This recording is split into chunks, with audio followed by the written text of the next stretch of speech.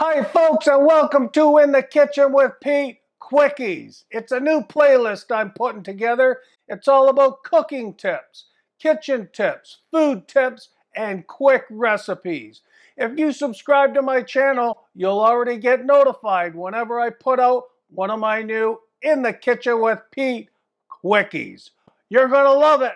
Let's get to it. For our mushroom and herb pasta, you're only going to need one pot.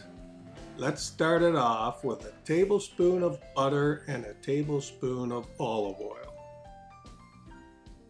Now we'll add 1 cup of diced white onions, 2 stalks of celery finely diced, 8 ounces of sliced cremini mushrooms on a medium to high heat.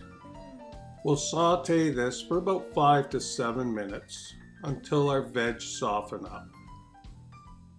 Scrape open a little spot to add our 2 cloves of garlic finely diced and a Serrano or a jalapeno pepper finely diced, that's optional, and 3/4 cup of diced sun-dried tomatoes, the ones that are packed in oil. 1 teaspoon of dried tarragon, and a teaspoon of each salt and pepper. Stir that in for 1 to 2 minutes. As you can see, we're adding some bold flavors and the aroma is outstanding already. Let's add 4 cups of beef broth. Vegetable broth is an option as well. And 1.5 cups of heavy cream, or half and half is an option as well. Let's add 1 pound of rigatoni or penne pasta. Stir that in well.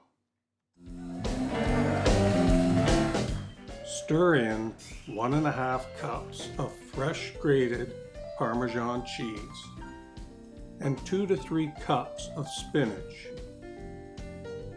Then cover this for 2 minutes. After 2 minutes, we'll add our last item. Some onion and chive cream cheese, 1.5 cups. This helps thicken it up, gives it some great flavor. We'll turn it down to a low to medium heat and cover. Stir occasionally until the pasta begins to get tender, 6 to 8 minutes. And for the last couple of minutes, we'll remove the lid, stir occasionally, and thicken it up. And there it is. Look at the beautiful colors. I just love this pasta dish. I think your friends will too. A nice side would be some garlic toast. And when I plate it up in a bowl, of course I like to top it off with some fresh grated Parmesan cheese.